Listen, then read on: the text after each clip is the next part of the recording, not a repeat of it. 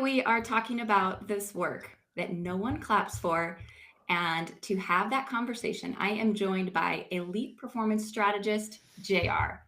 Let's Well, talk today.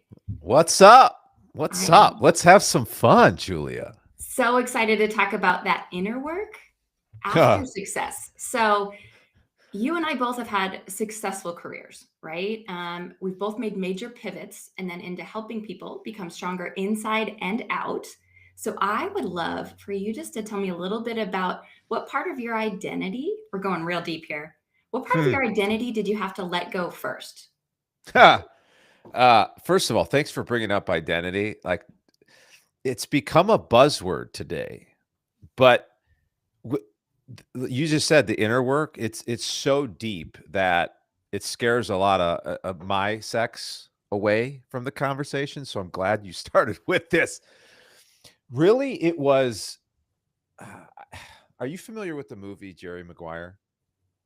I'm not that old. No, I'm kidding. Yes, of course. Who doesn't know Jerry Maguire? I I gotta bring it up because there's some people that are like, wait, what are you talking about? I'm like, oh gosh, how old are you? So I had this fantasy as a college kid, if you will, playing Division 1 baseball, that I was going to be the next Jerry Maguire. And what came with that career was status, was material possessions, everything that Jerry Maguire had. And so I got it, Julia. Like I the dream, to, I got the dream. And, I share this a lot with my audiences. It's like, okay, well, 3 weeks into the dream job, I realized it wasn't a dream, it was a nightmare. Mm, And before I even transitioned out of that, and made that pivot, I was in an identity crisis. I was like, "Oh, wait a minute here. This isn't who I am, but who am I? This isn't who I want to become, but who do I want to become?" So it was really leaving that identity of the successful corporate executive, attorney, agent, working with all these, it's like I had to really let that go because that had you talk a lot about alignment. hmm That was not aligned with who I am, and who I'm becoming. And I had to run and run fast. But gosh, while I was running, I was going, what the heck am I running to? Scary. Wow. That just reminds me of how unique and rare it is. So, I think the statistic is 2% of high school athletes become D1 athletes. So, you and I were both that. I didn't go any further than that. I am a very retired D1 athlete. You got to go to the next level. What's the percentage of people that actually achieve this? I just want to like make that a realistic thing that it's rare. I don't. It's even rarer today because, so, from what I understand is, and this is, I'm just speaking for baseball. I don't know what it's like for football and all the other sports, but now I believe you need at least a master's or some sort of doctorate level degree before you could practice as a sports attorney or an agent. Well, obviously, if you're an attorney, you got to be an attorney. But if you're an agent, you cannot. That barrier to entry was not there when I was in. Now, I had my master's, I had my JD, so I overcame those barriers. But it is so hard, and there are so many. There are more agents out there than there actually are players. Wow. Sit on Okay. that one. Well, and that's Yeah. before NIL probably too. So, Oh yeah, no kidding. Oh, all the things. And so in that identity, and you and I share this, that initials behind our name and what we accomplished was such a big part of like who we were because yeah, it's what we knew growing up. yeah, I want to call out it wasn't a bad thing. Like it no. served us to get us to a point, right? Mhm. It taught us what we needed to learn to then get broken and keep going. So Yeah. during that transition, you said you found you were in the nightmare. Walk me through that like season of just confusion, uncertainty, just, Yeah. what was that transition like? Oh gosh. I'm like, we should have brought my wife into this one. You should ask her that question because Okay, okay. her answer is going to be very different from me. Like I'm sharing with you it was a nightmare professionally. For her, it was a nightmare living with me. I mean, Mm, that's the reality of it. Um, it was the initial reaction was, "Oh my gosh, I'm embarrassed. Oh my gosh, everyone sees me as this, and now I'm gonna walk away from that?" Huh. mm, There was shame. Uh, the other part of the nightmare was I had hurt my family so much, and not physically. I'm talking about mentally, emotionally, because I would come into the door carrying all of this. And it manifested in irritability, it manifested in short tempers, it manifested in just straight up lack of presence. I mean, I was in the house, but my mind mm. and heart were way somewhere else. So this literally went on, Julia, for close to 4 years. And that's what I'm saying. It's like, it's like we talk about Groundhog Day and we wake it literally felt like every day I woke up it was like, okay, what demon am I going to face today? Like wh- what am I going to walk into today that I'm going to regret later? That's what it felt like. Wow. And I want to call out just that it wasn't 4 days. It wasn't 4 weeks or 4 months. And nobody knows when that season ends. I've heard people Yeah, say, the gap and the gain, and there's this in between season. And as fixers and as achievers, usually there's deadlines on this type of stuff. sure. So, what's it like to do the work when there's no deadline? And more importantly, when nobody's watching, nobody's expecting this from you. You're now accountable to yourself. What's that like? Yeah, and I know you're a faith-filled woman, just like I'm a faith-filled man. I don't. If I'm being very honest, I don't know how someone without a foundational belief in God can survive it. Mhm. I don't because I hear you ask the question, and I'm sitting here going, there was accountability because God, it was a car accident. It was a life-changing event that made me go, okay, I don't have a deadline, but I have a responsibility. And the responsibility is to steward the gifts, talents, and skills that God's given me. So I was accountable to him. And it's funny, I share it to you in that way because this is a Mhm. conversation, and again, I know you're working with a lot of parents.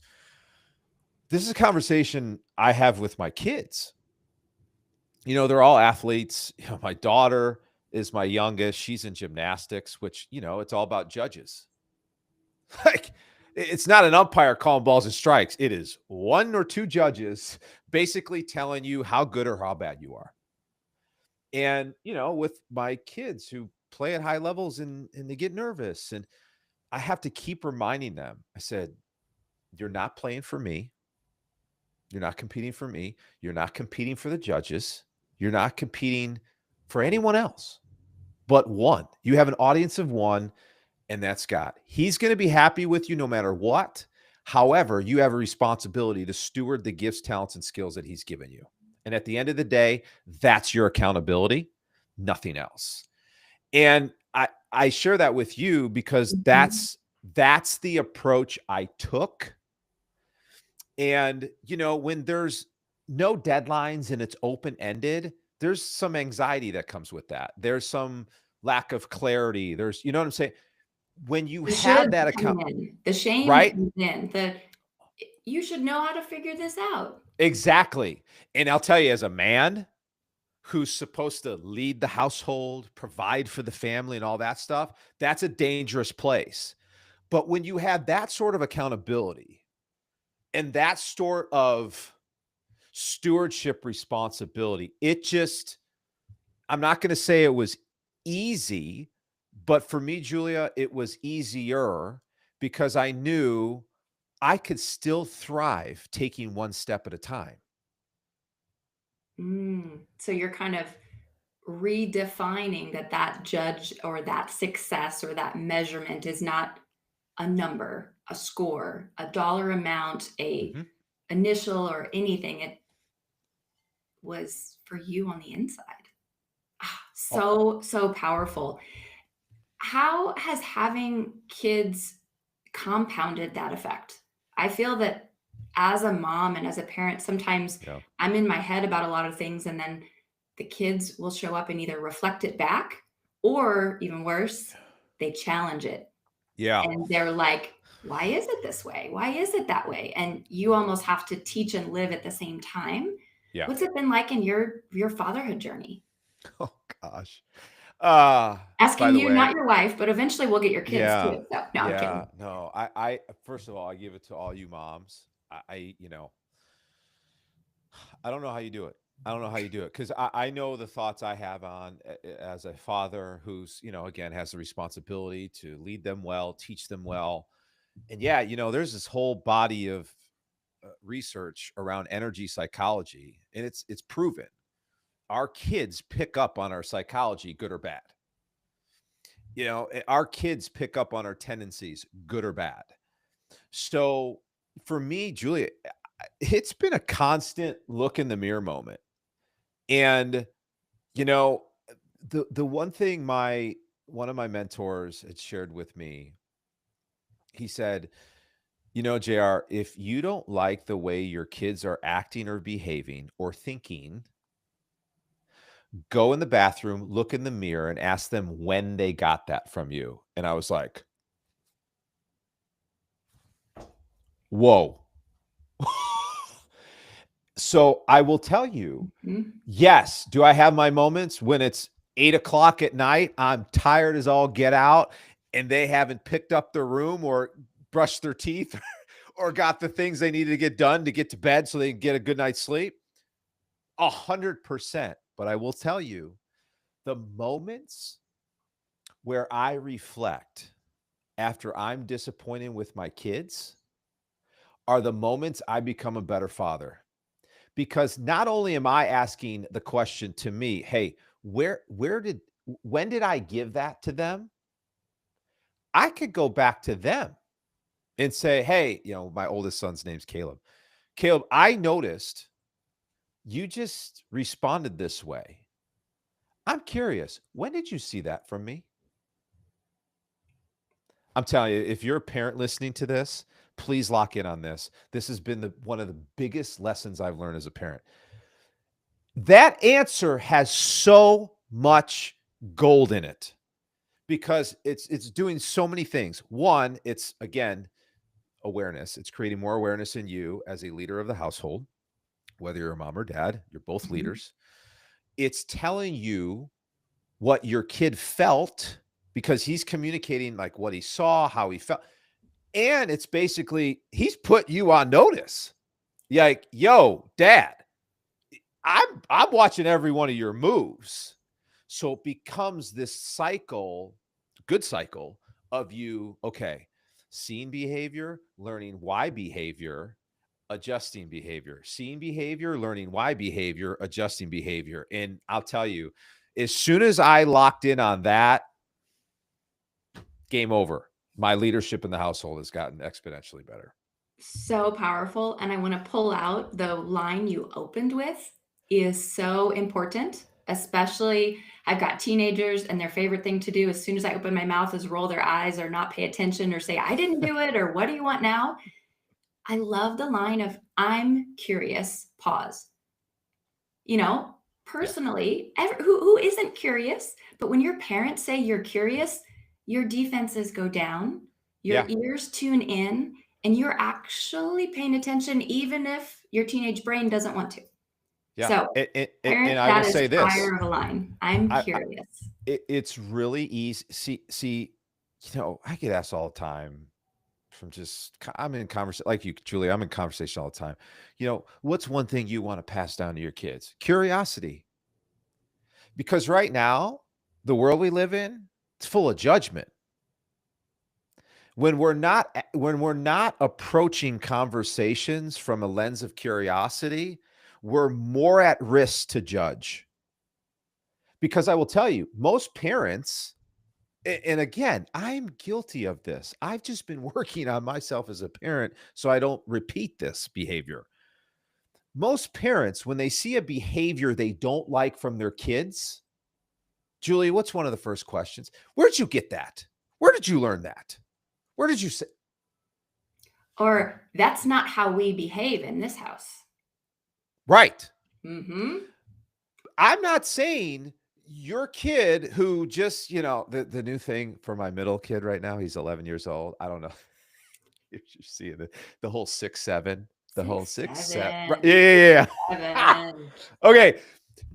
I, I, I'm not going around the house doing 6, 7. There's some things that, yes, kids are getting from other kids, from other families and what have you. I get that. However, what I'm encouraging other parents like us to look into, it's like, take ownership, take responsibility first, that there is a big possibility that certain behaviors did come from you. Why don't we confirm that it didn't come from you first, then go to, okay, so and so's acting like this every time he goes to so and so's house. Maybe we should look into not letting him go to that person's house anymore. You know? Yes. But anyway, I know this is And turning I've into a seen that amongst parenting show, but like the travel sports and the intensity that the parents have behind these. I'm going to call them student athletes because they're not professional oh, athletes. They're student athletes, and they looked at me this way or they bullied me that way. And then now it's a multi-generational yeah, conflict yeah. over a sport. Oh, Yes, you opened your checkbook and paid a lot of money to be on said travel team, or maybe you're even the coach or the assistant coach. But I just think that's so interesting that that success and that measurement default is judgment. I yeah, love what you're saying about curiosity. Be curious. That's not something that we as parents want all the time because there are topics that our kids will ask us about, whether it's relationships, whether yeah, it's religion, whether it's money, whether it's sex, whether it's all the things. yeah, We don't want them to be curious there, but we do want them to be curious here. No, parents, we got to do it all. yeah. So for you and your journey, like we are thinking about kind of the career, the income, the life on the paper. So what is that like to be responsive to your kids when they're curious about your success or your struggles? Like, how are you showing up? Maybe it's as a dad or maybe a leader, but Yeah. what's it like when they lean into that curiosity gift we are encouraging in them? And yet we're now faced in the mirror with stuff we're still working on because, Yeah. y'all, this is not ever all fixed or Oh solved. man, Julia, you are hitting so many good questions. By the way, that travel sports thing, I'm going to answer your question here in a second. Mhm. That travel sports thing, if you want to go look at identity crisis, just show up to a travel sports game. You are witnessing, people on all the coaches, all the kids, all the parents. You are watching generations and generations of unresolved trauma and identity crises just playing out in real time. The issue isn't travel sports. The issue is many moms and dads, and of course, I'm a male, I'm a dad, so I'm going to get on the men. Men in particular are not doing the inner work. They're not finding out, "Geez, you know what? Why is my short temper coming up so often in these situations? Why am I? Why am I? Why am I?" And then they're sure as hell not putting themselves around others that will say, "Hey, JR, dude, you just went off on your son. What's up with that?" That's a problem. That's a whole nother topic for another day. But I'm just telling you, what you just It's said about real. travel sports is very connected for how we started this conversation. Okay. The Again, this is my opinion. I'm I sharing this love it. from I love experience, and this is my opinion. I think the greatest gift we can give our kids is them to get a picture into how we're processing our struggles. So, have I told all my kids about all my dirty secrets and dirty laundry? No. You know what? When they're 18, 21 down the road, will that be something we discuss? Probably. But at 14, 11, and 8, heck no. However, however, I think the when you again, when you give yourself that reflection time and you realize you fell short as a parent, going up to that child, your son or daughter, and saying, "Hey, yo, I'm really sorry I did this. So you know what? Your dad had a rough day today at the office, and I failed to Mm. leave that at the office, and I screwed up.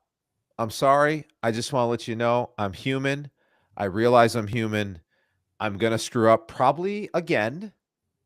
And I just want to let you know I care about you enough to figure out why I failed and try to prevent myself from doing it again." Like, you have those type of conversations with your kids, it's like, "Oh, so my dad isn't perfect." Because, Mm. I hear this all the time. And maybe my kid isn't enough of a teen yet. I hear this all the time. "Oh, just wait. Just wait till he becomes a teenager. He ain't going to talk to you anymore. Just wait. He's not going to share anything with you anymore. Just wait. He doesn't want to be around you, around his friends anymore." Julia, we're not experiencing that in this household. That Our kids, that's the norm. I don't want to be normal. no. I'm not that way either. So, okay, Jared. So then what's so different in your household? I go out of my way to show my kids I am human. The only human being that has ever been perfect is Jesus. I'm not Jesus, although I'm in his image. I will never be Jesus. Therefore, I will hurt you. I will screw up. I will hurt others. I will hurt myself. But as long as I admit that and take action on that, we're good. You're building relationship. You're building Yes, connection. You're investing 100%. in what's really what matters. So if you're listening and you're a parent, maybe specifically a dad that is looking for that conviction or is looking for that kind of support, Yeah. what do you think it is that they're missing? Like, what are they missing? What are they really craving? This is a big question. Um, I- well, I could tell you this, they're craving, although they probably won't admit this, they're craving a safe room to walk into where it's okay to be embarrassed. It's okay to have the shame. It's okay to talk about how you just had the fight with your wife and be around other men who have already gone through it and are going through it and can care less. They just love you and honor you. They could care less that you screwed up. They can care less it didn't go the way it should have gone. They could care less that, you know what, you said you were going to quit drinking and you started drinking again. Like, I, honestly, Julia, here's why I give that answer is Mhm. because I have intentionally built, and you know this, a group for men. And 3, 4, 5 months down the road, I'll get the call. "Man, JR, I'm so glad I joined this." "Oh, that's great, John. Tell me more." And he's like, "I didn't realize how much I just needed some guys that didn't care about my success, didn't care about my bank account, uh, and I didn't feel like I had to prove my worth. I already felt worthy. I just needed to just get things off my chest every now and again. I'm just glad I found a group. I'm like, wait, it's not it's not my content. It's not my it's not my coaching. Not the What are likes, you? not the commas in the bank account. And Julia, it's what's crazy because Mm. one of the other guys in my group that was one of our first members. He's fighter pilot, 20 plus years, a Marine. He called me because some guys started becoming more vocal about this. He called me. He's like, "Jar, isn't it crazy? Men will pay a significant amount of money per month just to have community." It didn't hit me, Julie, just this morning. So one of my longtime friends, we were workout buddies. He and I know you wanted to talk about this, so I'll bring it up. He just joined this challenge we're about to do. I say challenge, it's called the challenge, but it's a 7-week program. It's not a, let's feel good. I'm calling it a container. Like Yeah, well, you said, men are missing the community. yeah, They're likely to not know that they really need it. They just need right. a container to show up in, and Yeah. they need that invitation. So Eh, tell us about this container you're building, and like why is Yeah. now the time to take action and not someday or Well, in the future? if Or you haven't 2026 resolution, then I'll choose oh, to do yeah, this yeah. inner work. Yeah. Yeah. Oh, yeah. I know. Tell me about Well, that. why is this the right time to do some things differently? The world's a little crazy right now. I mean, it is nuts out there right now. And my workout buddy, who, he moved back to Europe and we worked out together this morning. He was in town. And I said, "Hey, man, like, why did you join the challenge? You've been around me for 7 years. Like, all my stuff exists. Like, what? Why did you join this challenge?" I said, "But wait, before you answer that, do you have any workout buddies back home?" "No, JR." Mhm. "Well, do you have anyone you hang out with?" "Yeah, man, I got some people, but they don't push me." Then get this. This all goes back to why I'm doing what I'm doing, Julia. The guys in my group, it's called the Clutch Club. Um, I noticed the referrals that were coming in were not from my club members. So, Julie, you're an entrepreneur. That should concern us as entrepreneurs. Wait, Yes. right? Okay. So I was concerned and I reached out to them and I said, "Hey, I noticed none of your names are on all these guys interested in joining the club. What's up?" And one by one, "Well, JR, the reason why we joined your club is because we don't have anyone around us that are pushing us, that are helping us stay accountable." And I'm going, "Oh my gosh, this is the problem." Most men, elite men, successful men, and everyone in between feel like they're alone, despite having everyone and their mothers around them. And being alone and feeling alone in the midst of this crazy world we're living in is a recipe for disaster. That's where the alcohol, the porn, all of it just starts seeping in. And you want to The get self is the misaligned? center, not the community, not the bigger purpose. Ex- It's the self. Exactly. Exactly. And I just, again, it's called the Built Stronger Challenge. I'm seeing a consistent theme. When our faith is built strong and our physical, mental, emotional, relational, spiritual fitness is built strong, and our relationships and our families are built strong, man, are we unstoppable. Man, are we sitting on and standing on solid, strong ground. And then when you put that accountability and support wrapper around those things, how can the enemy consistently get at you and pull you off course, get you misaligned if you have that in place? That's why I started the challenge, because it's like, you know what? I want to help guys finish this year strong. and help them dominate 2026. Not, I want to get off to a good start and achieve some goals. No. Dominate 2026 so that everyone around them could reap the rewards, and then they could just lean in and go all out on their God-given destiny. I That's why I I did it. love that. And so for the ladies in the audience, you know these men. You Oh, might be married to them. married to You them. might work with them.